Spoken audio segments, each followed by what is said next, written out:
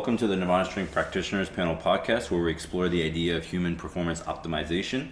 I'm Ian McLeod, the co-founder of Nirvana Strength, and on today's episode, we'll be joined by Michael Bann, and he will be speaking on the idea of fitness and resiliency. So we're going to be talking about that in relation to his life and what he's been up to. And then, yeah, I think that'll be a good place to start. Yeah, thank you for I have to having do me. this little sponsor thing for the Haven, but so today we're recording our podcast from one of the most recommended and naturally elegant accommodations in the Canggu area. I think someone from the hotel wrote that. The Haven Suites Bali Berawa Hotel. It's in Canggu, and it's definitely a pretty sweet hotel, and it will help make your holiday in Bali epic. So really quick to start off, could you give just a quick bio, like who are you, Michael Bann? I am, yeah. Well, first, thanks for having me. Yeah, like you said, I'm Michael. I'm a strength and conditioning coach by trade, with a fascination in the human condition, as I would call it. And what does that mean? I don't know yet. But I basically am a coach who works with clients that live all over the world. I work remotely, and I essentially help people live the fittest life possible through a conglomerate of methods. And I essentially will help anyone from Navy SEALs to stay-at-home moms that want to basically take their health and fitness seriously to reach whatever goal they may have. Right. So I think, in saying that, and the basic idea of like what we do at Nirvana, and even this podcast, like this idea of how can we optimize our potential as human beings, as individuals, even as like a human, as a species, right? Like the idea of like survival of the fittest is that you want to. I think everybody's born with a certain amount of potential. And I think a nice goal for everyone to kind of have is to how do you maximize whatever your God-given like talents were, or your physical and mental well-being, right? So I see that. So you were talking about training with Navy SEALs and let's say even housewives or moms. Do you have a preferred kind of clientele, or what are some like the differences that you've kind of experienced between like those kind of extremes of, you have high level athletes in the Navy SEALs with kind of like normal everyday people? Yeah, well, actually, my preferred person to work with is the puzzle, to be honest with you. Like if anyone's ever watched House MD, that show with the doctor that has like the cane and has, like, a drug problem, whatever. Yeah. So I don't have a cane or a drug problem, but like, if you came to his office with the flu, he would be like, "Get out of my office! I have no desire to treat you. Like you have the flu, any doctor can do that." I really love the people who like Dr. House would be like, "What is this disease? Like, how do we diagnose this? This is a mystery." And he gets really, really excited to basically figure things out. And I love the puzzle. So it seems like to most people like the housewife or the stay-at-home mom with 3 kids, all under the ages of 5, versus the Navy SEAL are different, but they're really not. They're puzzles, right? And to be honest with you, a lot of the tier 1 and tier 2 people that I work with are not the most fit humans. Like we think that they are because like maybe the movies show them like jacked, like Arnold, a Green Beret or whatever. But a lot of the times they're not, because of what they do for a living. They're torn up, and they are chronically having nagging injuries. Nothing that like takes them out of their job, but if you look at like Naval Special Warfare's research on injuries, a majority of injuries are idiopathic, meaning like we just don't have a way to say this is what's wrong with you. We just know that your shoulder hurts. MRIs come back fine, ultrasounds are fine. It just hurts, and like you deal with it. And that's very, very, very, very different than what we would think like an injury would be, because usually it's like, well, it's a tendon issue or it's a fracture or whatever, but they're puzzles. And if you think about their lifestyle, It's like figuring out like how much fitness can I give this person, and how do I tweak their nutrition, and how do I change XYZ factors to make them not have that chronic nagging thing, Right. so they can do their job better. It's not all that different than the stay-at-home wife that's managing, you know, a family, 3 kids all under the ages of 5. Like that's a chore. Like that is a job, and that's just as stressful in many cases. And so figuring out how to like make that mom have the energy to wake up at 5 a.m. to take care of the 12-month-old and breastfeed, and then go take care of the 3-year-old. So to me, it's just a giant puzzle. Like how do I optimize your fitness and resiliency so you can just do the stuff you want to do? And So, like, giving that example of like, you know, you have clients who don't have any issues on their MRI, don't have like a lot of the typical problems that one would expect for having, like, let's say, a shoulder issue.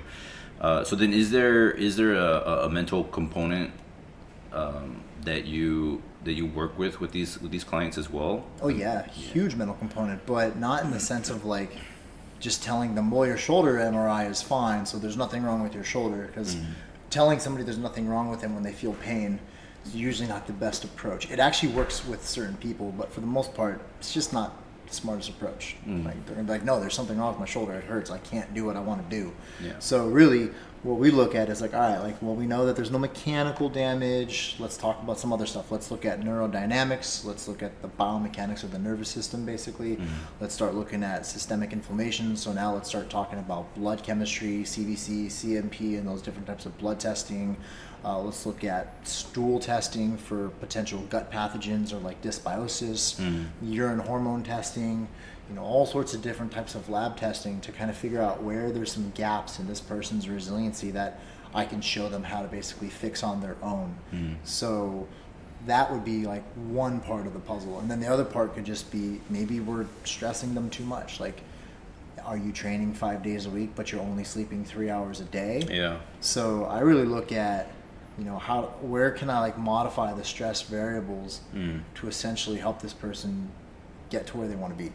Yeah, I do find that with regards to stress, and I mean, can have such a negative effect on the body, and I do find that even something as simple as like putting someone on a nutritional plan can even push them even into a further stressful situation that could negatively affect them. Like if they're coming from, let's say, a super stressful environment to they're already stressed out about not being fit or not being overweight, and then you give them like what I would say most typical personal trainers might do, will just put them on like a very stressful diet, and then they can't figure out why they're not losing weight, or why they're still in pain, or why I think that the trainers, and this is, I guess, the general kind of a bigger issue that I have with the industry as a whole, is that there's a very low barrier to entry, and so now you have like a massive influx of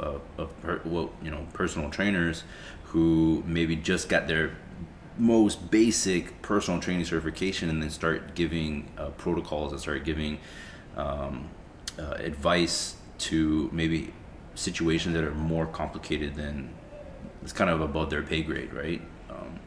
But one thing that I've really liked about, I looked into the OPEX like certification that Johnson did, so my business partner, and I think that's like it's a really well thought out, like compared to like just kind of your everyday certs that I've kind of seen out there. And I do like the very personalized and customized approach like that it takes. And like for yourself, you're like working with OPEX and other companies that you're working with, like where do you see like some of the holes with regards to like what are you guys doing different compared to like some of the kind of mass market like certification programs that are out there? Yeah, I think the one thing that I would say that the coaches that I work with do differently would be learning how to remove one's own bias. So to remove yourself from the equation is really the end goal of any coach, or at least a coach seeking mastery of his craft or her craft. Right.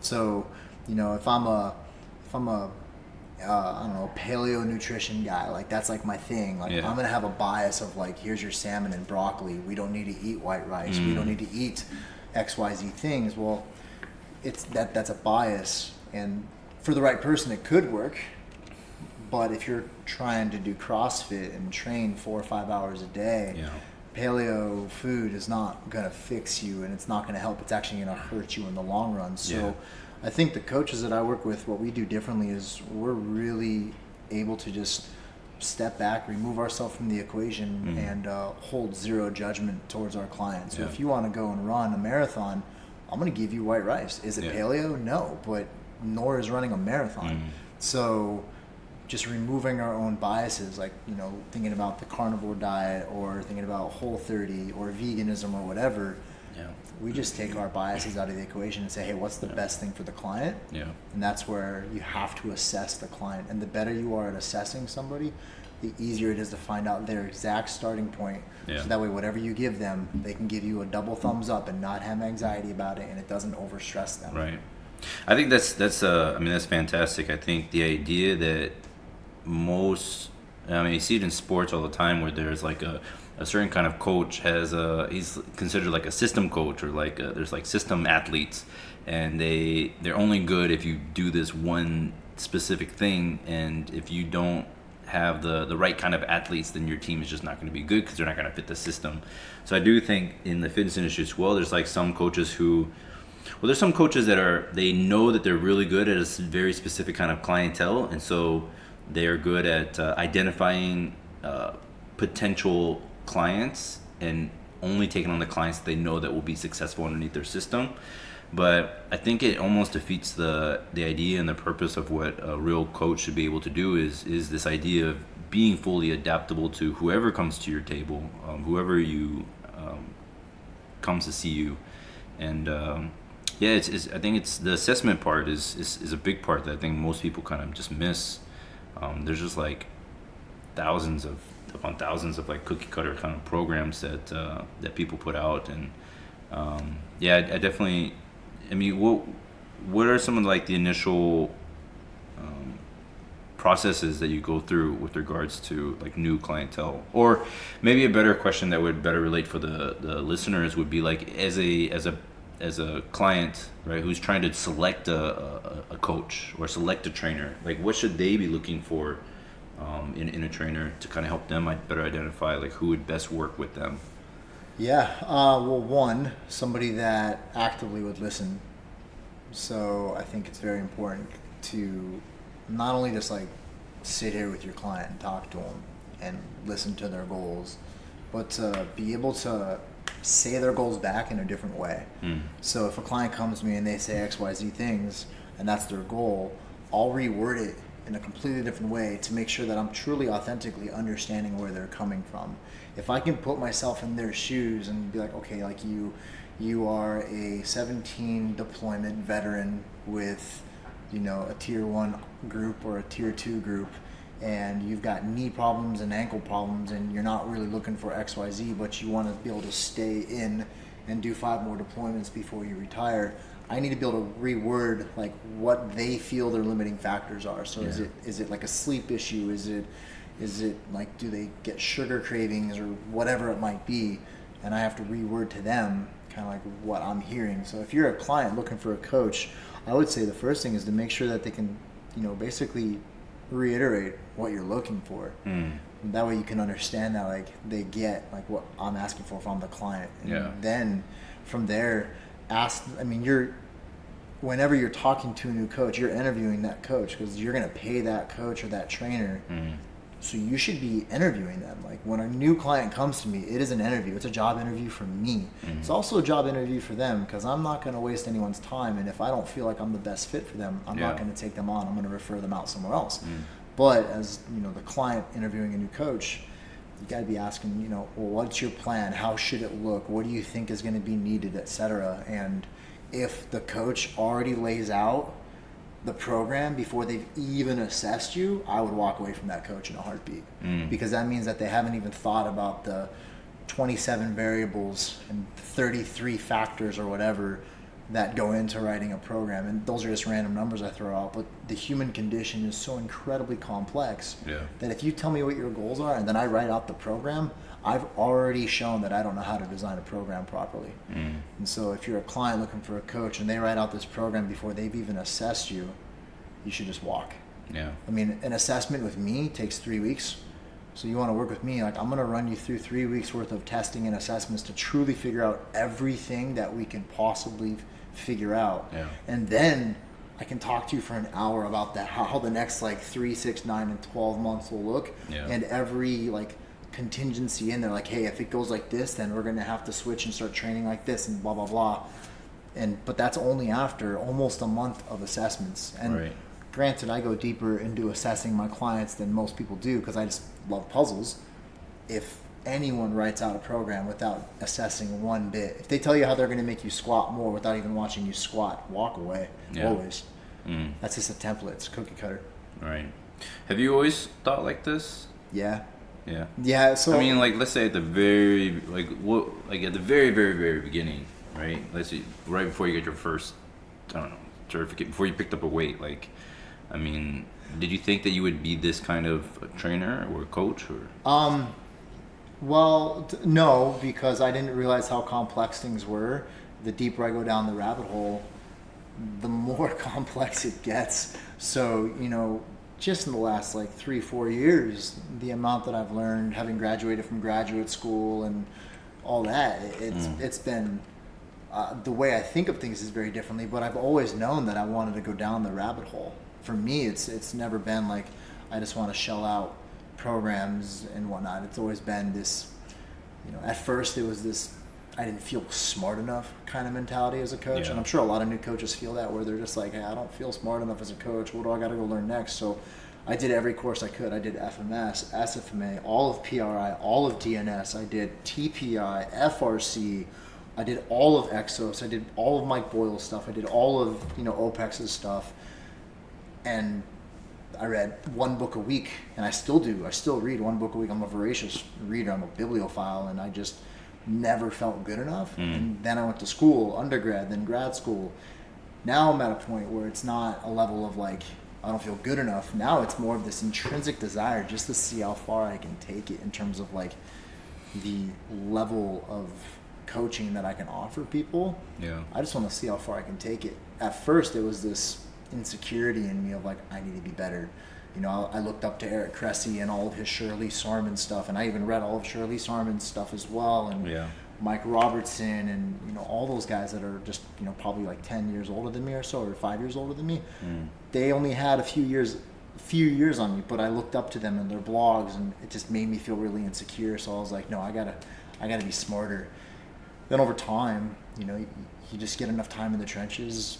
Probably after I did like my first 15,000 assessments, that's when I was like, hey, maybe I'm onto something here. And it took more and more time to, you know, get the confidence. And then I got to the point where I just started to go down the functional medicine rabbit hole in grad school, and putting so many dots together, it became this like genuine curiosity. And now it's insatiable, and I'm just obsessed with trying to put more dots together and solving the puzzle. But I've always been a complex person like that. Do you think with all the different things that you've studied, that you've educated yourself on, do you find that? So I mean, any one of those things on its own, it's its own system, right? How do you go about identifying or filtering the things that you find to be the most like applicable portions of each of those within the context of what you do? So I would say that there are a lot of different certification programs out there that people can do.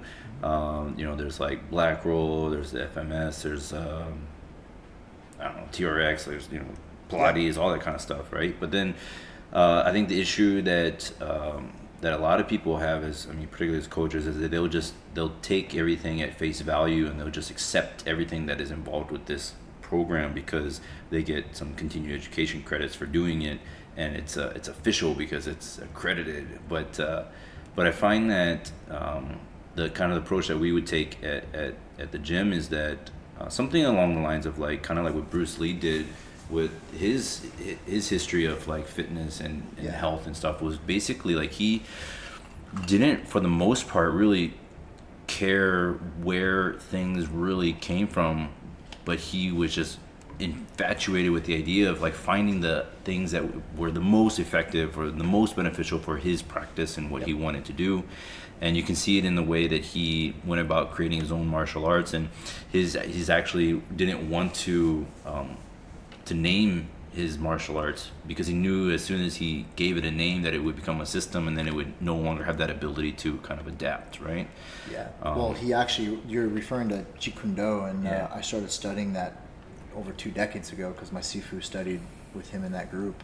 So I grew up doing martial arts, and I was very infatuated with the concept of Jeet Kune Do and how you can apply the philosophy of it, because it's more of a philosophy than it is a style of anything. Yeah. You know, and I always thought about the same concept of like, you know, if I study Taekwondo and I learn to really master the side kick, but if I'm in a car and somebody rolls up on me with a gun and puts it through my driver's side window, how useful is that side kick? It's not. Yeah. But at that moment in time, how useful might Wing Chun be with trapping and being able to hit, block, and hit at the same time? And so learning how to apply at that moment in time what's necessary.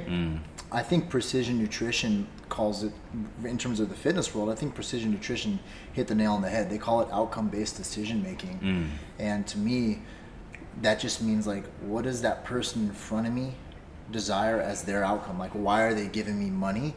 I'm going to hook them up with whatever that is if I can. And that's the same thing, like somebody rolls up on my car and they put a gun through the window. I don't care about my feet at this point. I'm going to just use my hands and or my teeth or whatever, like pull their arm and bite them, whatever it takes. Like, I'm going to win. That's all there is to it.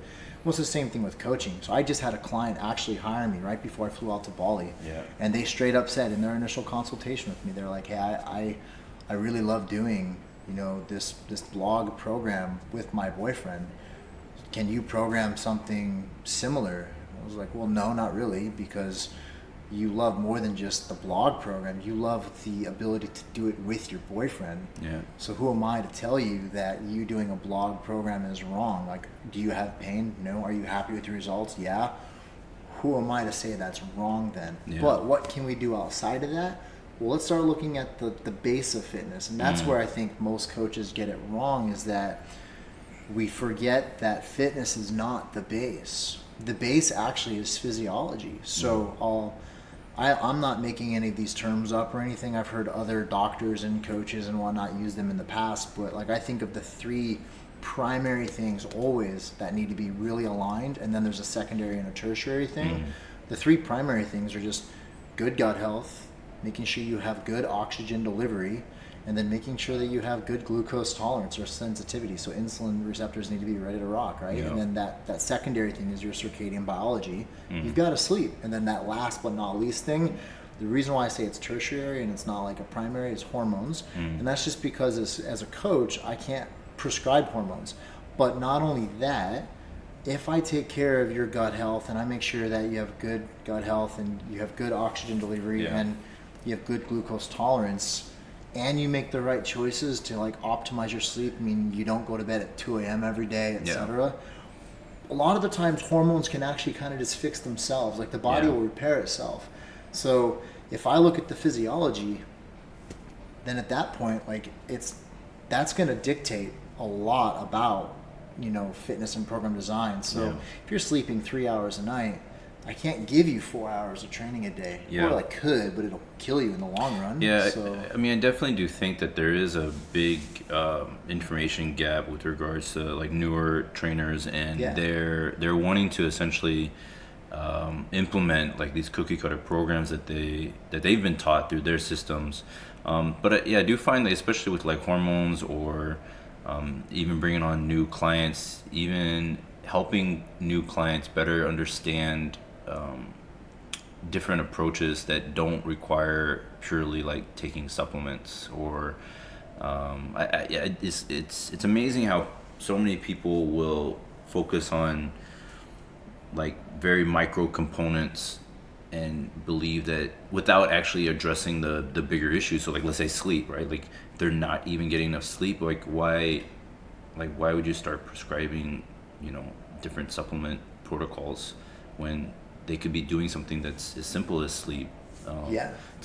And that essentially in itself might fix a lot of the issues that they're dealing with. So then, well, let's backtrack that though, right? Because we have to remember that decisions are emotionally driven. So, if I have a long day at work and I work a 12-hour shift and it's super stressful, I may not want to come home and go right to bed. I may want to watch TV or a movie or hang out with my kids or my wife. So, sure. I may make a conscious decision to not sleep. And you are right. Like if I just went to bed, I'd be better. But because of the amount of drain and stress at work, I may not be making the decision to go to bed earlier. So this is where supplementation can actually be really useful in the sense that, one, we have to remember that nothing is infinite in the world. We don't have infinite food and infinite oil and infinite energy. Something's going to run out. And the human body is no different. We don't have infinite hormone and infinite ATP and infinite vitamin B12 or whatever. So if I'm working with somebody who's got a low oxygen deliverability, some form of anemia, for example, a vitamin deficiency anemia, right? Sure. And he's struggling to make energy aerobically, I don't care, how much I tell this person to go to bed earlier. He just may be so tired and drained that he wants like the emotional release by coming home. So what if I give this guy a little bit of help to fill those gaps? Maybe it's through food or supplements, whatever. And then he comes home from work and he feels better. He may not need that release, that emotional release of TV or whatever. And he may be able to be like, you know what, I can just go to bed and I'm fine. Yeah. So that will help facilitate the change. And this is, with regards to like reframing and thinking about the situation, depending on the person, is, the idea of like using supplementation as a means to help with the ultimate end goal, right? As opposed to just prescribing supplements to help fix all the issues. I definitely do think there's a place for a lot of different kinds of protocols. But within saying that, and have you done much studying with regards to like Eastern medicine or Eastern philosophy with regards to like health and fitness like and Ayurvedic nutrition? medicine or traditional Chinese medicine? Yeah, or even like qigong or some of the things that maybe even like with regards to fitness, like what like the Shaolin monks like do with regards to like mobility stuff. Or this is something that I don't have a lot of education in at this point in time, but I've definitely recently have gotten like really interested in a lot of Eastern philosophy, because that stuff's like, the Chinese, especially if you think about like the Chinese national team and the kinds of athletes that they produce that perform at such high levels, a lot of the stuff they do is just not in like textbooks and you just can't learn it, and they've got to be doing something that's just amazing. Because one of our coaches that comes down sometimes, Coach Wu Chuanfu, he's a former national team athlete and the current Singapore national team coach, and he's like, I love him. He's so amazing, and it just has a really cool like philosophy, and it's amazing like some of the stuff that those athletes are just able to do that I don't see. Like I would think that there's got to be some good combination or some way to integrate like Eastern and Western philosophy with regards to health and fitness. There totally is, actually. I would look at the Chinese elements, so fire, wood, water, earth, metal, right? And you can actually take that, and if you think about the course of time and different cultures in different parts of the world have pretty much found the same thing, just with different names, right? So if you think of, I'm not as familiar with Ayurvedic medicine, but I think like Vata is one of the elements, right? Like Vata is one of the things. But then like you look at Vata and you can compare it to like water or earth or whatever. In Western medicine, we're now just calling it neurotransmitter dominance. So if you want to learn about it, like Eric Braverman wrote a book on it, The Edge Effect. Poliquin taught me about it, I don't know, before he died, like 3 years ago, something like that. Anyways, so you can program based on someone's essence. So we all know it to be true as coaches. Like some people do just way better with volume. So for example, I had a very high volume day yesterday of upper body pushing. I spent an hour and a half just doing nonstop upper pushing, and I'm fine. Mm. I can't do the same thing with all movement patterns, Mm. but if I was to give that same type of training to certain athletes that just don't do well with volume, then they're going to get crushed. Mm. And John Wellborn, actually, from Power Athlete, I think it was like 7-8 years ago, he was telling us a story when I was at one of his seminars, and he was talking about how, like, his roommate in college was an amazing football player. And I could be bastardizing the story a bit, but long story short, he's like, my roommate was this great football player, one of the best I ever worked with, but he was just not a big monkey. He would have been amazing in the NFL if they only had to train once a day. But because there's this system of like, nope, we're twice a day. This is how we do things. It killed the guy, and he burned out, and he couldn't make it. So I think that if we look at someone's essence, so let's look at, like, for me, for example, I'm a very dopamine dominant human, and essentially, like, in Chinese medicine, I would be considered a very dominant fire element. In Greek medicine, you would call me choleric, like my temperament is very choleric. There is a type of programming you can actually give this person, or that essence or temperament or element, to actually, like, make them better. And same with nutrition. And so we've known about it forever and ever, and, like, in the West, we're just now starting to understand it. But I think that's because in the West, we have to understand all the minutia before we can ever accept its existence. So it's kind of like, you know, we have to understand how planes fly and all that stuff and all the physics before we can even invent a plane. But it's backwards. So, like what you just said, they're doing things that are not in textbooks. Well, of course not, because pioneers can't wait for themselves to be proven right. The first pilot didn't have a pilot's license. They had to go figure it out, and then, like, oh, this worked. We flew for 30 feet and then crashed. Let's figure out the physics now that we have an understanding that it is possible. And that's coaching. And so, like, once you figure something out, like, hey, that worked. Yeah, awesome, great. Like, the scientific process is observation, causal question, then go figure it out. It's not figure it out without an observation. So we, like, I did a podcast with this guy. His name is Hong Wong. He's the owner of this supplement company here in Bali called Ming Herbs. But he did a lot of his. I think he does an amazing job of integrating Western and Eastern philosophy with regards to, like, health and supplementation and. But anyways, like, I think. We were talking about how there's a lot of Eastern ideas that really it almost just boils down to just linguistical semantics, right? It's just different wording. But I do think also to that point as well, with regards to, I know in the West we're just so stuck on, we have to have everything, like, we have to have all these case studies and have all the science and have everything, like, set before we can start accepting certain ideas. I think that's one thing that does make it beneficial to be a coach as opposed to being a doctor, because there's, like, ethical issues of, you know, that I think some doctors kind of obviously have problems with. They can't obviously, like, a lot of doctors wouldn't be comfortable with giving advice on some experimental, I guess experimental in the sense that there's not enough research done on a protocol. But I think the process of thinking, what you're talking about, is kind of the big thing that kind of separates really, really good coaches like yourself, who are able to adapt or able to help figure out these puzzles through so many different means. But I think at the end of the day, it's like having such a broad range of education in so many different areas gives you so many tools to pull from. And I think even at, you know, where you're at now, like, I think it's amazing that you're still able to continue, like, your process as a student, right, within your craft, and continue your education and continue, like, your study and this this process that it can always get better.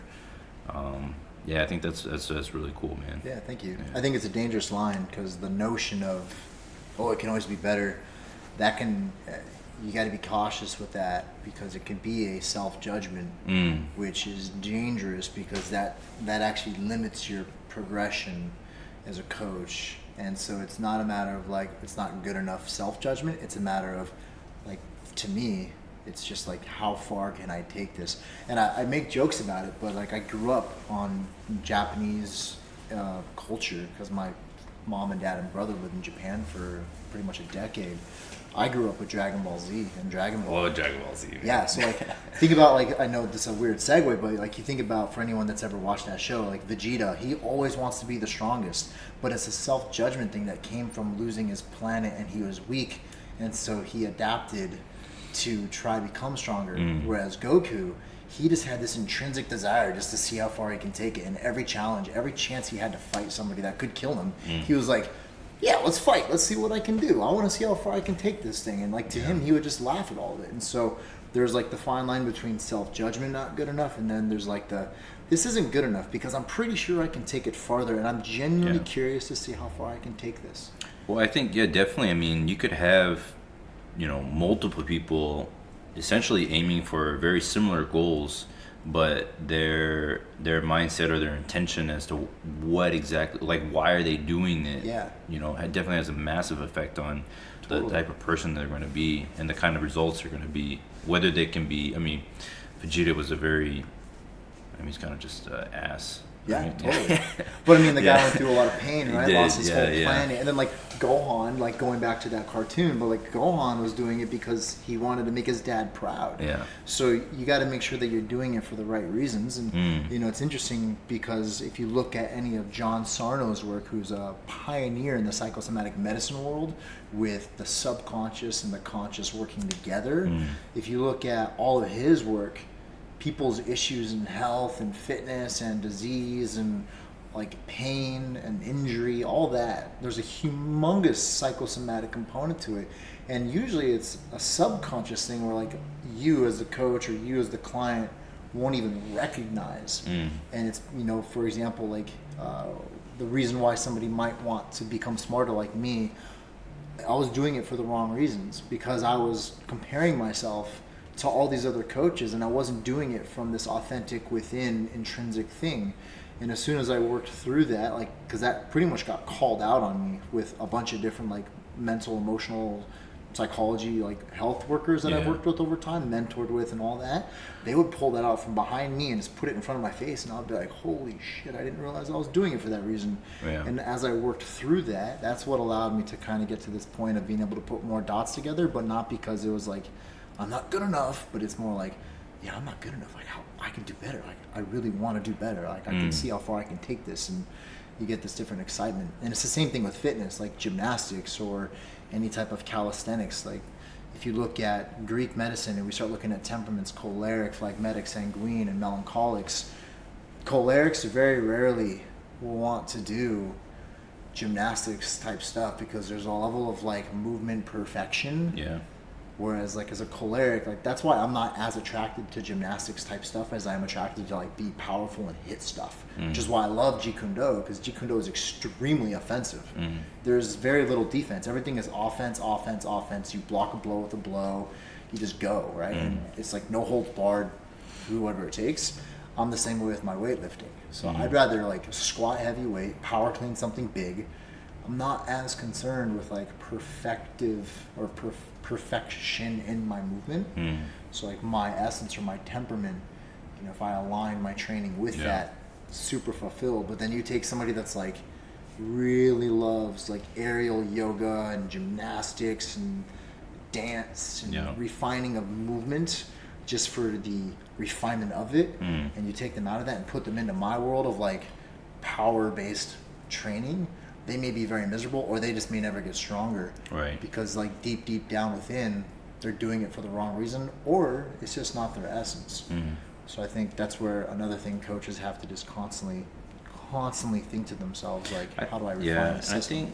I think that would be something, the idea of like figuring out like what kind of training program would each individual athlete most benefit from with regards to professional sports teams, right? I think that's probably one component that's quite missing. Because it's just, it's still kind of in, any sport, but in particularly like in American football, where it's just like you kind of just go, and there's, sure, like away from the team, probably more likely in like the off season, like athletes are able to or do more individualized things. Very much so. But once they're like in season and they're dealing with the team coaches and such, they're kind of all put underneath like very similar programs.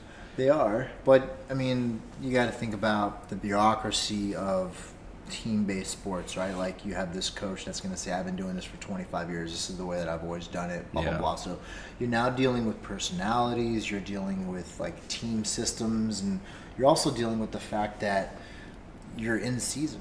So I don't necessarily need to train you for a power clean 1 rep max. Right. I just need to make sure that you're powerful enough to show up on Sunday and like decapitate the dude in front of you. Like at the end of the day, that's the end goal, is to make you as powerful as a human, and when you tackle him, he's out. So I can see why, like, you know, if you were to do a system, you know, it's like the FMS, for example, you know, oh, you're a 2-1 for your lunge, here's your program. At the end of the day, you're essentially mitigating stress upon the nervous system by giving them movement patterns that are not as stressful. And I think that's why most people find success with these systems. Yeah. And that's mainly because if you back up and stop thinking chemistry and you start thinking electricity, meaning the nervous system, if I have a guy as an FMS athlete who can only do a 1, meaning he can't even get a 2 on the FMS for a squat, and I just don't squat him and I give him lunging patterns, I'm probably not stressing his system very much. So he's gonna be better. But it's not because I like trained his appropriate movement patterns. It's really because I just like stopped crushing his nervous system with biomechanically tough movements. And ironically, when you do that and you calm down the nervous system, a lot of the times movement just gets better on its own. Where would you fit in so like mobility work and the idea of like, especially with high level athletes, training for injury prevention? Well, one, I'll say that you can't prevent injuries. You can only reduce the risk of having one. Two, injuries are really complex, and that was actually a big part of the first half of my grad school, was studying injuries and movement screens. And the FMS is not validated to predict injuries. In fact, it can't even predict performance. So this is where like I've actually gotten really far away from using the FMS, and I've done probably 15 to 17,000 FMSs at this point. Yeah. So I've done the FMS for a long time. I did 250 of them a month for years because I had 250 people that I got to screen every month and collect data on. And what I found was people that didn't move the way that they were supposed to. They didn't get 14s or above. They didn't have no asymmetry, so they were all asymmetrical, whatever. Like the people that moved like quote unquote crap, they still got stronger, better, didn't get hurt, got out of pain. That's so backwards from what like the dogma of these movement screens speaks on. And those who like moved really well, like for me, for example, at one point I was getting 21s on the FMSs with really tough graders. Really tough graders. And I was still hitting 21s. Even the rotary stability test got symmetrical 3s on it. But I would get hurt doing the weirdest stuff. Like I blew my meniscus out squatting 50% of my 1 rep for a warm-up, nice and slow and controlled, just stood up and pop. So I started to think like, okay, like what else are people doing? And Poliquin said it really well. He's like, just look for the things that everyone does that's common. So what are the Chinese doing that maybe the Russians were doing, that maybe the Bulgarians were doing, and what are they all doing that's similar? Stop looking for the secret squirrel sauce and start looking for the similarities. Yeah. And then it kind of came to me. I was like, well, what are like these people doing? And a lot of them are making sure their sleep is better, their nutrition is better, et cetera, et cetera, et cetera. And then I kind of came to this realization that honestly, if most people just got better nutrition and fixed their digestion, and then they got better sleep, most physios or physical therapists, however you want to call it, depending on the country you live in, would go out of business. Because chronic pain most times is not a mechanical problem. It's not because you are moving quote unquote poorly and you can't pass a TPI screen or something. Sure. There are times, don't get me wrong, that we do have ligament issues and tissue problems and joint capsule issues and blah blah blah, but most of the time in fitness, just like in Naval Special Warfare's research, like it's idiopathic. It's like, well, there's nothing wrong. We did all the imaging. We don't see anything. We just have pain there. Well, people, if they just got their stuff together and they started having better nutrition, and it comes back down to those 3 primary things: gut health, glucose tolerance, and oxygen deliverability. If you get those 3 things better, most of your problems would clear up movement-wise. So the number one way to give people better movement, make them more aerobic. But that's where it kind of gets really confusing for people, because the aerobic system, if we're not talking about the physiology of like red blood cells, hematocrit, hemoglobin, and all that stuff, we're talking about the systems itself. You have cardiopulmonary system, which is your lungs and heart. That's part of the aerobic system. Yeah. You also have muscle fiber physiology, right? Like slow twitch, fast twitch, intermediate fibers that can go back and forth, and yada, yada, yada. Yeah. But then you also have the mitochondria. So if you have mitochondrial like damage or insufficiency or dysfunction, you're gonna have a harder time with oxygen use. So you're gonna end up with an inability to burn fuel sources oxidatively, meaning you're going to start using sugar anaerobically. Yeah. Lactate's going to have an issue. It's going to cause issues with mobility, because lactate is not just something that goes back to the liver to get converted into sugar. Yeah. Gets into your lymph, connective tissues, that can tighten you up. So if we can get that stuff to flush out of the system by changing digestion, by getting people better oxygen delivery, or making them able to use the oxygen that does get delivered, they will change their nervous system and they will get more mobility. Yeah. So the big thing is, and I think Pat Davidson said it a long time ago, he said something along the lines like, just make people more aerobic and they'll move better. Yeah. I started seeing that after I went through all of PRI stuff. And it wasn't that I was doing some left bilateral, left AIC, bilateral BC thing or whatever, that I was like correcting their exercise. I got people breathing and calming their nervous system down. By calming their nervous system down, they squatted better. You can do the same thing with crocodile breathing and a squat. Yeah. Squat, okay, it's a terrible squat. Crocodile breathe for like 5 minutes, relax your system a little bit, you can squat better. All it's doing is making things calm down. And if you can do that through a conglomerate of methods, there's a million ways to do it. It depends on the human. Like, why is that human not like that? Fix that problem. But if you can make people more aerobic, they will get more mobility 8 to 9 times out of 10.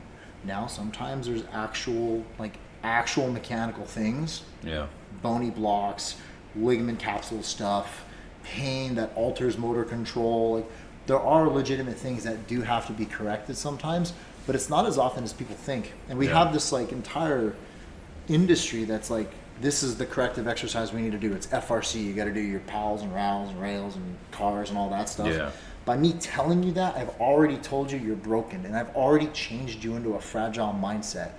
More and more people are having pain and injury now, at least with what I'm seeing. Well, you see it a lot. I mean, yeah, for sure. I think, there's just so many different components for sure that have gone into. I mean, I think it's one thing that's quite amazing in America is that we're very good at losing weight, but at not keeping it off. We're one of the highest consumers of pharmaceuticals in the world, but I think there's definitely, there's definitely simpler answers to the problems that we're having, as opposed to a lot of the complicated protocols that I think people are putting into place. But of course, it can get complicated if it. Well, I think it is, because the human condition itself is very complex. Like, why does one person want to do CrossFit and the next person want to do bicep curls and bench press all day, right? So, like, how we're brought up, the environment we're in. The only thing that, like, I really try to use as a framework would be thinking about adaptation. Yeah. So, physiology adapts, right? Diabetes, in a very simple way of thinking about it, is basically the cell, type 2, is basically the cell saying, stop trying to give me fuel, we're done, right? So that could come from multiple things. It doesn't just come from hyperinsulinemia, but hyperlipidemia, sex hormone imbalance, endotoxicity, inflammation, but basically the cell is saying, no mas. So the cell is adapting to the environment that it's placed in. Yeah. So the mind is the same way. Right? Like, if you are going to grow up without money and you're poor, that's a void. And then all of a sudden now that's shaped your values 20 years later. So now your highest value is making money because you're scared of being poor. But that's a complete subconscious thing. So it's the same thing with fitness. I have clients that grew up very overweight and they got teased a lot. And so now, like, they have, like, to a certain extent, disordered eating habits because they don't want to be made fun of again. And, like, what happened to them at 12 years old has dictated how they feel about nutrition at 32. Yeah. No, I definitely can understand that. I mean, for me, I've always been a big kid growing up. And I got to my largest size when I was 21, and I was 110 kilos. And at my height of 173, I was super strong, but I was also, I mean, if you just looked at me, I just looked like a big bowling ball, basically, which was funny enough, one of my nicknames, as I played fullback. Mm-hmm. But I could definitely understand the, like how issues as a kid, you know, especially our, like the way we have, our relationship with food, can totally mess us up psychosomatically. Yeah, 100%. What would for yourself through your own like personal fitness journey? Like, what were some of the things that you kind of some obstacles or challenges that you've kind of had to work your way through? Yeah, I tell this story to a lot of my clients, but essentially, when I was 8 years old, I was hanging out in the monkey bars with this girl, and I'm in love with this girl, right? Like, Yeah. I'm 8 years old. I know what true love is. She's the most beautiful thing in the world, Yeah. right? Yeah. And she asks my best friend, who I'm actually still in contact with. You know, I went to his wedding. We were stand partners in symphony. We both played the cello. We had a class together since kindergarten. So anyway, my best friend Ed, he asks her, "Oh, Lindsay, who do you think is cute?" And she names off 5 dudes. She names off Kyle, Brandon, Lewis, Jimmy, and Ed. But she didn't say my name. So as an 8-year-old, I'm in this state of hypnosis at all times because my brainwaves are not fully developed. Her omitting my name made me feel like I was ugly. And so I kid you not, like I would go to bed and pray every night, like, God, if you're real, please make me attractive. I want to be attractive so girls will like me. Then as I get older, I start seeing, you know, some of the other guys have girlfriends and all of them have 6-packs. So I started putting 2 and 2 together. Oh, to get a girlfriend, I have to have a 6-pack. So I got to not eat as much. I've got to make sure I do abs every day. I bought an ab wheel and I did 200 ab wheels the first day I had it. You want to talk about like DOMs? You want to talk about muscle soreness? That was the worst I've ever felt. I couldn't breathe. It was so bad. Because when you're doing ab wheel, you don't feel it that day. No. It's just eccentric. So there's no burn. 2 days later, you're like, oh God, I'm gonna die. Yeah. And it was pretty rough. So like for me, all of my training for the longest time had a large component of just have to have abs. I would do strict, not kipping GHD sit-ups with like 5 25-pound plates, literally hugging them. I got known as the ab guy when I was a senior in high school. Yeah. And I would do 25 rep drop sets. So 25 reps, drop a plate, 25 reps, and I would just do that. And I have an incredibly strong core now because of it. So in hindsight, like, awesome. I have really strong abs. Yeah. And a strong midsection. But the way I trained, it completely was biased towards that because it changed how I viewed everything from food to training. I got to a point to where if I missed any training at all, I would flip out. Like I would become a very depressed human because I was like, man, I'm going to gain an extra % of body fat and now I have no chance at having a girlfriend. Right. And I have no chance of feeling loved and all these thoughts, right? And it wasn't until I was 28 that somebody that I was working with who was a mentor of mine in the behavioral health world, she basically pulled it out of me because I didn't even remember being 8 years old on the monkey bars. We were just talking and then flashback. Yeah. Right? And it pulled out in front of me. I was like, wow, okay, like that logically doesn't make any sense. Like I know that I don't have to have a 6-pack to get a date. Like plenty of people out there get dates without 6-packs. Yeah. But logic and emotion don't mix. The limbic system is weird like that, right? So like I had to consciously work through that, and I had to constantly ask myself, like, am I doing this because I think that I need to get a girlfriend? And over time, I'll be like, yes, that's why I'm doing it. I wouldn't change anything. I would just maintain it the same way. I could be like, yep, that's why I'm doing it. And I just acknowledged it, and it became conscious.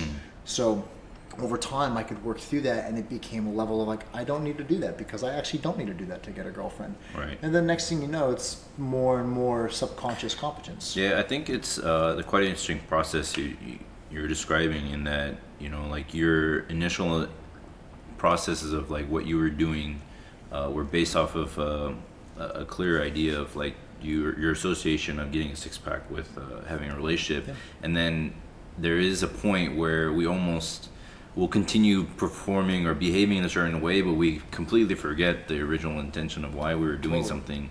And then, but I think there's a lot of, definitely a lot of that where people are, I mean, shaped massively by the environment that they grew up in and raised in. Yep. And well, also like my Sifu, you know, having worked with him for decades, like he's really old now, so he can't do anything. I mean, he's in his 70s and he's got heart disease, so he can't spar. But I had my nose fixed when I was around 25, 26 because I had it broken a dozen times. So growing up, like being fascinated with Jeet Kune Do and all of the training I did, all of the sparring and the amount of times I got punched in the face, I always wanted to be faster because I always felt like I have to be faster. And I remember asking my Sifu, I was like, well, how did you get to be so fast? And he was like, well, they just basically kept punching me until I didn't get punched. Yeah. And that's what you're going to do. And I was like, okay, this sucks, but okay. Then looking at Bruce Lee, that dude was shredded beyond belief. Yeah. So like subconsciously, I was like, okay, if I want to get that fast, I also have to be shredded. So it like was this compounding effect of like, okay, I want to be fast, lightning quick like Bruce Lee. I want to be, attractive, so I got to be jacked. And then I played soccer as a goalkeeper my entire life, and I was a shortstop in baseball. Both of those positions require immense speed and reflexes. So everything in my brain was like, you have to have a six-pack and sub 7% body fat to be a decent human. And I legit actually hated myself if I was over 7%. Like I was a worthless human being in my eyes, and it was horribly hard on myself, and I didn't realize it till I was older. And now I'm 33 and I still struggle with it. Like I traveled a lot this summer: Japan, Norway, Egypt, Bali. I haven't had the best nutrition at all times, and I'm definitely not 7% body fat. So sometimes I still look in the mirror and I'm like, fuck, I hate myself. But it's one of those things now where I can consciously go like, hold on a second, you're not being rational right now, Michael. Like let's work through this. And the tools that I have that have been taught to me and that I teach to my clients, on how to like actually work through it, because the mind is no different than a muscle. If I want to get bigger biceps, I better do reps. I got to do a lot of curls. The mind is the same thing. And if you want to train the mind, like you can't just say one thing once. You actually have to remyelinate it by reps. I think it's definitely quite interesting. This like the idea of like seeing the end result of like what a professional or high level athlete looks like, or what I see what they do, and then I immediately associate that I need to act or behave in that manner all the time to get to that point.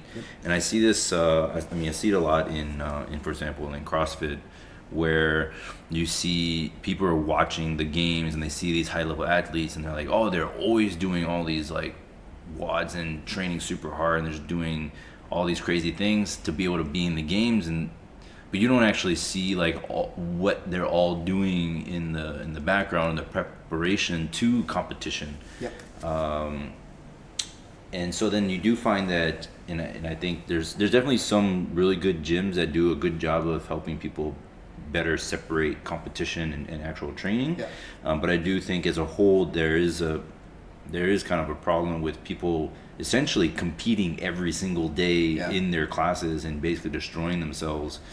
But I think the thing that I find that I benefited from playing team sports is like that camaraderie with the people that you're training with.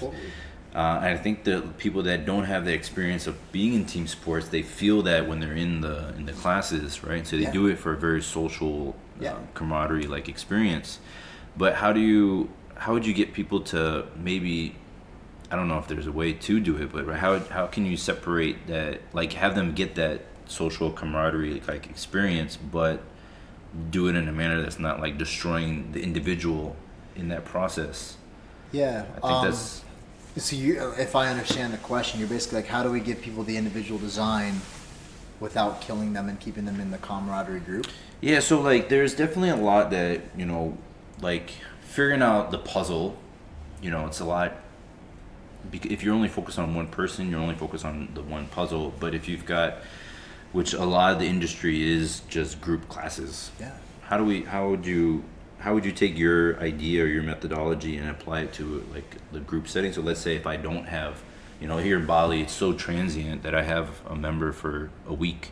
I mean, there's not really, there's not a lot you can do in that scenario. Well, no, I mean, so I get that question a lot with people, and they're like, hey, Michael, like, I really love the group classes. Like, can we blend individual design with group classes? And the answer is no. So if you're looking to do what I do, you're a person that is now at some point somehow more intrinsically motivated than extrinsically. So if you're going into fitness because of the socialization, zero judgment on that one. Yeah. Like I totally get it. Like sometimes we just need that group of friends because work sucks and we need to go to the gym. That's the best part of some people's day. So who am I to tell them stop? Like that client that just hired me, right? Like she loves to do a blog-based workout, a template with her boyfriend. She loves it. That's like one of the best parts of her day. Yeah. I am not taking that away from her. So what else can I do? Like maybe I can optimize her nutrition. I can optimize her physiology. We ran blood work. I looked at everything under the hood and I was like, hey, listen, like we got these things going on. Let's start optimizing these things for fitness. Keep doing your thing. Like you want to work out with your boyfriend? Great. You're going to feel better because you're having fun. Taking that away could be detrimental to fitness because now compliance goes out the window because it's not as fun. You're not with your boyfriend. So if somebody's coming in and they're like, hey, I'm only going to be in Bali for a month and then I got to take off, I probably wouldn't be as concerned with the program design per se because they're going to almost always auto-regulate intensity. They're going to show up tired and they're probably going to like not go as hard, right? Now you're always going to have, you know, that small group of people that are like, oh, nope, got to compete every day. Every day is game day. And those people, I think you kind of have to let them burn themselves out a little bit first. That's actually the story of most of my tactical guys. Because they're like, no, like I'm a Navy SEAL. I should be able to do this. I'm a Green Beret. I should be able to keep going. And it's like, no, you're human still. You kind of almost let them figure out on their own. I think, the timing issue is, I think some people are just, and I'm sure you kind of experience it through your interview process, right? Is like some people are just, they might say that they're ready, but they're not, right? And sometimes it takes, unfortunately for some people, it takes a big wake up call, like they experience a massive injury or have a massive chronic disease. But some people, I think it's do it. Well, I would just say people change at the precipice of their demise. So I like that. Yeah, you're not gonna want to give up. I mean, I don't like the idea that they're but the concept is relatively accurate. Like people aren't gonna change until they're at that precipice of their demise. Like they're like, I have to change, or like I'm going to blow my spine out, or something's got to give because I'm not going to be able to stay operational. As an operator, I have to change something. I can think of one guy. He's a tier 1 guy that I work with that he hired me just around a year ago, and he chronic pain, always going hard. He had a ranger mentality, just go, and now he's like, man, I don't go nearly as hard as I ever did in the past, but I'm fitter, leaner, stronger. I'm not in pain anymore, and my digestion is better, and my sleep is better. Like a lot of stuff is better there. But if I would have told him to do the things that I needed to have him do to get there, if I would have told him to do that 4 years ago, he'd have given me the middle finger because he just wasn't at that point of like, dude, I just can't take this anymore. Like I'm tired of not sleeping and I'm tired of having knee pain. He had to get to that point of like, all right, listen, I'm going to give you this money to fix me and just tell me what to do, man. So you have to come to that point, and that's something where I think as coaches, we're more conscious of it because we're coaches. But clients aren't. Like clients have their own lives. They're teachers, they're soldiers, they're sailors, they're doctors, they're lawyers, they're cashiers, whatever. They have their own lives, and their job isn't to understand the stuff that we understand. So you're trying to change somebody's belief structure oftentimes. So perceptions 100% can be wrong, but beliefs, they're never wrong. And that is a mantra I will live with till the day I die. Like we'll use eating disorders as an example. An anorexic may believe they're fat, and they're not wrong. In their belief structure, they believe that, and they need a licensed healthcare provider to help them alter their belief structure. Their perception is wrong. Like their perception of their body composition is wrong. Like we know they're not overweight, but the way they see themselves and believe, that's different. And so you have to come to a point to where you're finally ready to be truly vulnerable and just go, I can't do this anymore. I'm burning out. And that's when people typically will come to me when they're like, I've done group fitness, I've gone to physical therapists, I've done chiropractic, I'm still screwed up. It's like, all right, come on in, let's work. But oftentimes people just aren't there yet. And we have to learn to be okay with that. I think definitely there's also going back to like the environmental component, right? I think because I would say there's significantly more trainers that are, well, they're not like you, right? And they're not like wanting to figure out the puzzle, and they're just using a lot of cookie cutters. And but I think like an example with regards to environments, like someone could be based in like a big city like London, and they could go to maybe 10 or 15 different gyms looking for what best fits them, and they experience that they're all basically similar, the same, right? And so then their perception at that point is that, oh, this must be normal, this is like what everybody does. And they basically just give into the environment that they're in, and they don't even know that someone like yourself, Michael Bann, like even exists. Yeah. Right. I mean, I don't even know what a person like that, if they were already in a situation where they just kind of figure like this kind of training is just normal. And so this issue that this is what I want to get to, is that we get quite a lot of people that come and they come to the gym and they're like, oh man, we've never experienced anything like this. Like, you guys are actually giving us corrective feedback, which is crazy, right? But they'll like go back to their city or their country, and they're like, where can I find a gym like this? And it's almost like we can't even like give them any options, because we don't even actually know of course there's some countries who are just like, we haven't really done the research. But it's hard to, I almost kind of feel, to some extent, kind of feel bad in that, like, like if someone were to experience like training from you, or the assessment protocols and the training with you for like 6 months, and they're like, okay, I can't see you anymore, like for whatever reasons. What do I do in that scenario? Like, I mean, so my own philosophy towards how I would handle it is, I actually try to work myself out of a job. So I have a wonderful client of mine, almost 2 years with her now, and she sent me this heartfelt message of how like she has to move on, and you know, she's just ready to do like group fitness again. Well, when she hired me, she had a lot of pain. She was about to have surgery. She had a lot of, you know, other things going on, even within her own psyche, and like the way she spoke to herself and the way she thought of herself in fitness. She sends me this heartfelt message of like, I no longer am hard on myself, and I don't have pain, and I'm able to do fitness the way I want to do it, and I can be the best mom and wife possible.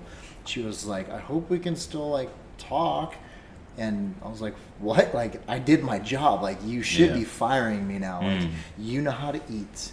You know exactly how to take care of yourself. You know all these things. You don't need me. Like, the example has been set on what you should be doing for the rest of your life. You should be able to basically, like, handle stuff. So our job as coaches, you know, it's not just to coach, but to educate. And that's where, like, getting into an online model, like developing a business model that allows for you to do that. I do everything to True Coach. I think that's probably the best we have currently in the fitness industry, better than Train Heroic or any of those other apps out there. And then that way you can maintain good communication, and you can send them videos and educate them.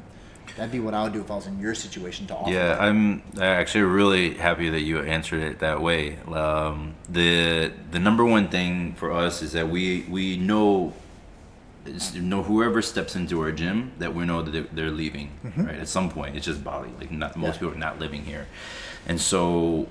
And this is the issue that I would have with like the most of the fitness industry, is that I do compare. There's a lot of similarities to the pharmaceutical industry and seeing doctors, in that like they're there to treat symptoms and not actually treat the underlying issues. For us, it's mostly about, every single class is about teaching them how to perform all the movements, how to help them become as independent as possible. But I think for us, it's about at the end of the day is helping them understand like the intention and the way they need to train, and how they can apply that to other training methodologies. Because at the end of the day, you can have that same goal, right, as 100 other people, but the way you approach it and your intention is super important. So we do tell them that, like, I mean, especially after a month of taking classes, like, they should be really close to a point where they can be independent of us. And if we do that, then obviously, like yourself, like we feel like we've done our job. And I think and truthfully, like all of our members, if whether they know it or not, essentially all the classes are built to essentially teach them to become their own coach, like to educate them enough to be able to handle their own life situation. So very. Yeah, you're taking you're helping them become less codependent. Yes. And I mean, for any coach that wants to understand that stuff, like Pia Maladi, PIA, and then her last name is MELLODY. So she's written books on the topic, but facing codependency, or facing codependence. Anyway, that book. That opened my eyes to a lot of like clients, because like they come to us in some way like codependent. If they weren't codependent, they wouldn't really come to us. At least with my avatar of people, and that's not to say it's bad. It's just to say like that's kind of how they are, or else they would go and Google everything and figure it out themselves for the most part. So I think one is like getting people to become a little bit less codependent and learning how to like ask them questions to challenge themselves. So instead of like telling a client something, you ask them something to where they have to reflect on it and go, and that question, as they answer it, that evolves their mindset and takes them to the next level. So Kenny Weiss, he's a mind ninja. Kenny Weiss is the one that turned me on to all that 3-4 years ago. He's brilliant. Like if anyone ever wants to read a good self-help book, Your Journey to Success is a brilliantly worked or written book. And that can help any coach that wants to understand how to like help clients evolve there, because you're right, like it's tough. It's a tough one, especially in Bali, because no one lives here, which is crazy, because like it's amazing. Like, why would you not live amazing. Here? Well, you're planning on moving here, right? I'm thinking about it, man. Well, I mean, I'm really thinking about it. You guys are really talking me into it, and I'm out here looking at the beach, and I'm like, why would I live in Arizona when it's 50 degrees Celsius or whatever, 45 degrees Celsius? It's pretty hot in Arizona, I know. for sure. I can be here and be like, okay, there's the beach, gonna go surf. Yeah. Get rid of this stinking tan line. So you've been traveling for quite a while now, or? Yeah. So how do you maintain your lifestyle while you're traveling? I think particularly in Bali, there's a lot of digital nomads. But there's also people who travel for the short term. But I think staying healthy and fit, like while traveling, for a lot of people is a big issue. It is. How do you handle that yourself? Well, it depends on where I'm at. Does Michael Bann ever let go? Does he just like go crazy for like a week of eating cookies? Totally. And So a good friend of mine, a former client and a good friend of mine, Anthony said, he told me this, I think he told me like 5 years ago, he said, everything in moderation, including moderation.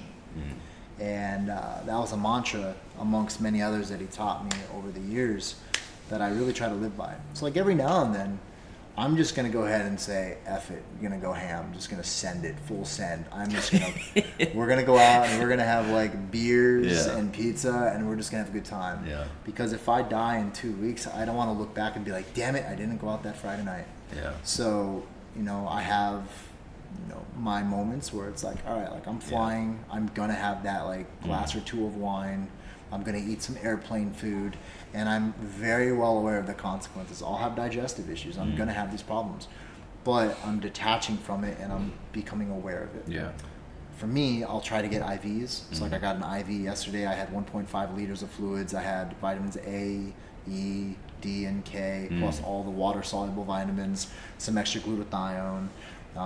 Then I take magnesium and I take some other supplements. And I actually have like a supplement protocol for when I travel. Okay. And then I have training protocols in place to show me that my protocols are working. So, for example, if I can maintain 90 or more % of my one rep while I'm traveling, I consider myself doing pretty well.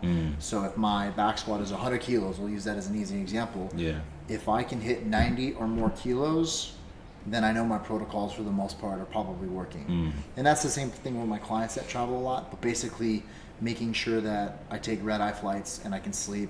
Plus red-eye flights, you're higher up in the air, so like there's a lot more radiation hitting you because aluminum is not going to block radiation. Yeah. So I try to fly at night so I get lesser radiation. I make sure that I stay really, really well hydrated. I make sure that I take my trace minerals. I make sure that I take extra glutathione. I make sure that I take some extra vitamin C. So I take certain probiotics and certain supplement protocols to help me maintain my resiliency while I'm traveling, because it's going to burn you out when you go on a 30-hour trip. Yeah. And then from there, I basically monitor, subjectively how I feel in training. Like if I'm hitting 80% on my 1 rep, then I know I'm pretty tired. I need to go do some easy aerobic work and maybe just stretch a little bit to calm my system down. Yeah. And then sleep more that night.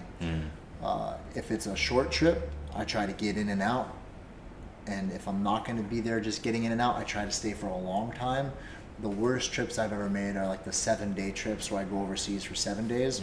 Because just as I start to decently feel okay, I got to fly back to America, and then I got to take another 2 weeks to adapt there. So those are brutal. So you either fly overseas for like 3 days and get out of there, or you basically stay for the long haul like I'm doing right now and enjoying it and just relaxing. So IVs always, when I can, if they're available. I'll probably get another IV tomorrow or on Friday, just because it's hard to absorb things when my digestion is all messed up. So I can take supplements all day, but I might not absorb it. So I'd rather go intravenously. Sleep, sunshine. I generally will do like fasting. I'll use intermittent fasting to help with some coffee in the morning, maybe some bulletproof coffee just to kind of wake up. And then I'll like carb up later in the day to kind of give me that carb coma to knock me out. And I've been in country for 2 days now and slept really well last night. I was really hydrated, so I woke up to piss because of the extra fluids I took in yesterday. But otherwise, like I would have slept all through the night just fine. So that's kind of how I do it. I also run my blood work before I travel, so I know what I'm dealing with.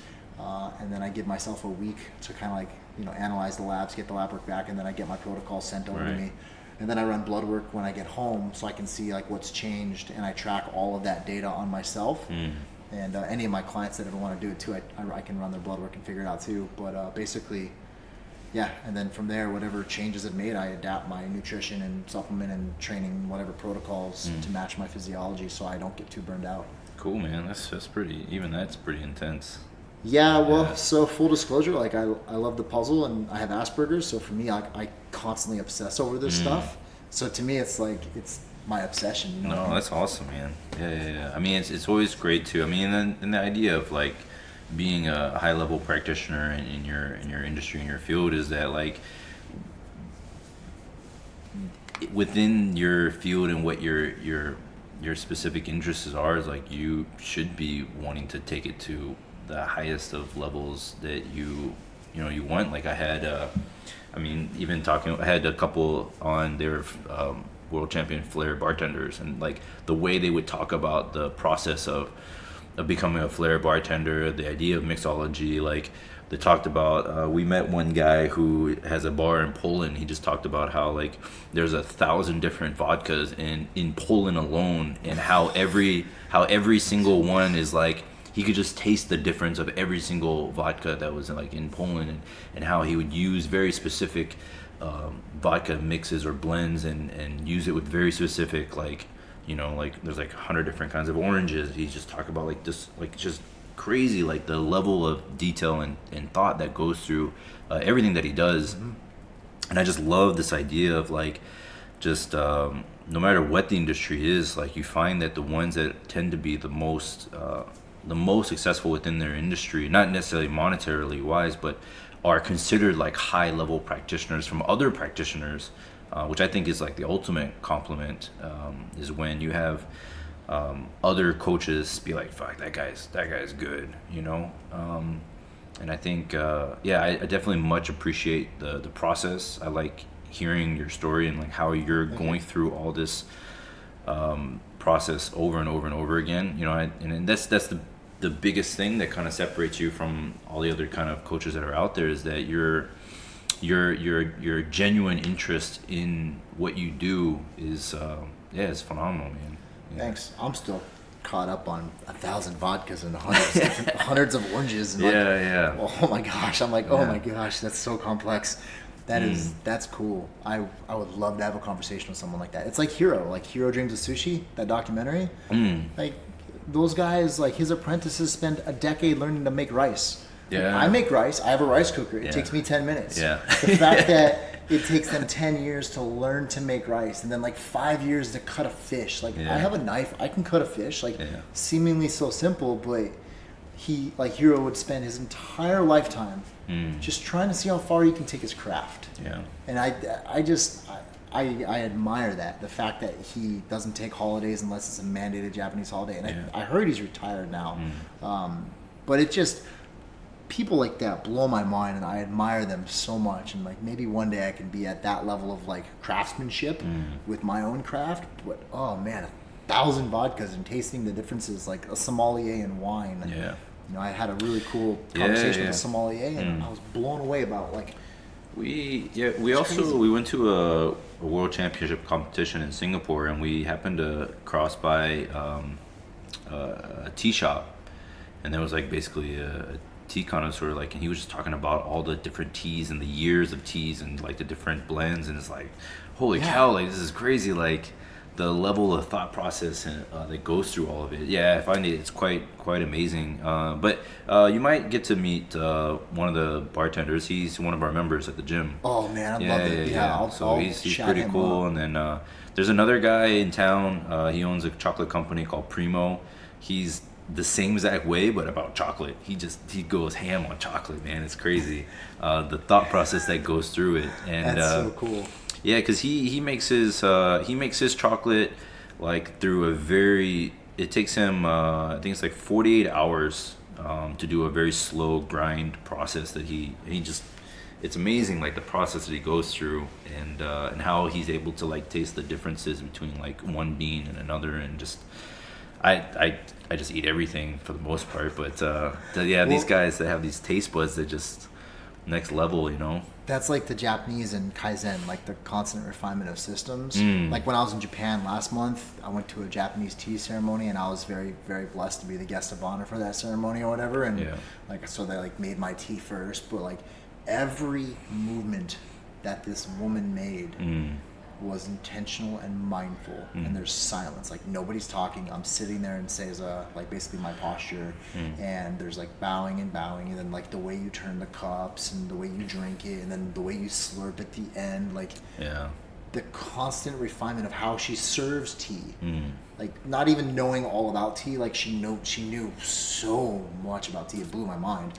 But then just this, like the way she would move of like pouring the ladle and like the hot water and like the sounds, and it was just, it's incredible, like constant refinement. Like how can I serve tea better? Something seemingly so simple, but somebody takes that to a ceremonial level. It just, that's something that I am truly humbled by when I'm around that, because that's mastery. I think one interesting component about going back to the mixologists and tailoring and adapting their recipes to the person that they're actually serving, because everybody's taste buds are actually significantly different. So they were also telling me about how, like, you know, definitely really nice like speakeasies, you know, they're asking specific questions to get more information on what your taste buds could be like, so they can better make the drink for you, which is why they ask certain questions, like if, you know, some of them might ask like, do you prefer like sweeter or bitter, you know, do you prefer, and then generally there'll be like kind of easy questions for people to answer or give. It's like a doctor asking for information, right? And so they'll do this, but they'll do it for like the drink that they're going to make, and how because there's like, you know, thousands of different ways to make an old fashioned, and there's like all these different ways to make, you know, all these different drinks. So but also is the benefit of going to a really good mixologist on a consistent basis, because the more you go to them, the better they understand your taste buds and what you like, and so it's like maybe by the 10th time you get like the ultimate, you know, Michael drink, because your bartender knows who the hell you are, and that is that's mastery, and I love that. And what's crazy is like every single person I've ever talked to that's like that will never tell you that they're a master. And they always stay what I would call in the trenches. So like they don't just do 15 years of it, 20 years of it, and then get out and start teaching others and claim that they're still the master and they know what they're doing, because they stay in their craft. They constantly try to get better. They may teach others while they're getting better, but they're still in the trenches doing their craft, trying to refine it. And I think that's just one of the most amazing things human beings can do. Like I'm very fascinated with that, and especially the Japanese culture, with that constant refinement of the pursuit of perfection, knowing you'll never reach perfection. Yeah.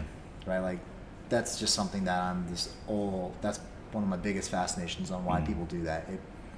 It's and crazy. it's I mean that idea of like perfection, right? And for us, you know, it goes down to even the name of the gym, right? The state of nirvana, the state of like ultimate perfection or ultimate being, is that knowing that, you know, that we just want to continue to progress, you know, even though you know, we may never actually reach this state of, you know, ultimate being, but I think definitely, but I think for most people, when, you know, with regards to goals as well, you know, like it tends to be the journey that most people get the most enjoyment out of, because once you hit that goal, it's exciting and it's great and all, but it only lasts a certain period before then you're like, what's the next goal? That was me in my 20s. You know, Yeah. for the first like 10 years of my career or whatever, it was like I gotta get this many clients. I gotta travel to this many countries, and then I gotta be able to do this, and then I'll be happy.